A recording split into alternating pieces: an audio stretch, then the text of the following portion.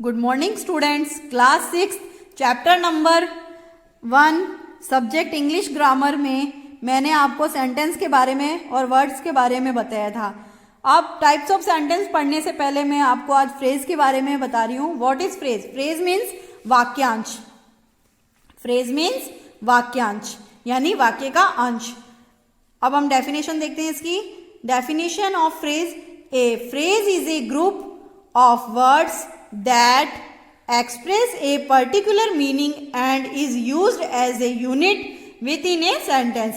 यानी कि फ्रेज वह उन वर्ड्स का ग्रुप है, यानी कि उन शब्दों का समूह है जिसका अर्थ तो निकलता है, एक पर्टिकुलर मीनिंग, पर्टिकुलर अर्थ तो निकलता है, लेकिन आधा अर्थ निकलता है जो सेंटेंस में यूज होता है। जैसे कि यहाँ पे कुछ एग्जाम्पल दिए गए हैं। ऑन द टेबल, यानी कि हमें ये पढ़ने से हमें समझ में तो आ रहा है कि जो चीज है वो on the table, on means ऊपर, द टेबल यानी कि कोई वस्तु है जो टेबल के ऊपर है, लेकिन वो क्या है वो नहीं पता हमें, यानी कि हमें आधा अर्थ समझ में आ रहा है। लेकिन अगर मैं बोलूं the book is on the table, यानी कि जो किताब है वो टेबल के ऊपर रखी हुई, यानी कि ये पूरा एक सेंटेंस है। The book is on the table, ये पूरा एक सेंटेंस है।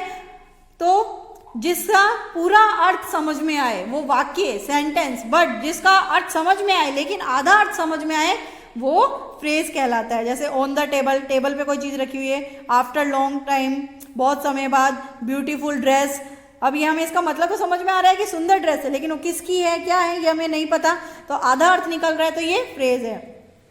Morning walk, full of red roses, यानी कि जो फुल ऑफ रेड रोजेज यानी कि गुलाब, लाल गुलाब के फूलों से भरा हुआ है, लेकिन क्या भरा हुआ है ये हमें नहीं पता। अगर सेंटेंस ऐसे हो कि जो एक कमरा है वो पूरा कमरा लाल गुलाब के फूलों से भरा हुआ है, तो ये पूरा सेंटेंस हो गया, इसका पूरा अर्थ निकल गया। बट यहाँ पे सिर्फ यही लिखा है फुल ऑफ रेड रोजेज, यानी कि लाल गुलाब से भरा हुआ, तो इसका आधा अर्थ निकल रहा है, यानी कि जिसका आधा अर्थ निकले, अर्थ तो समझ में आए लेकिन आधा अर्थ समझ में आए, वह फ्रेज होता है वाक्यांश, वाक्य का अंश। Okay, thank you.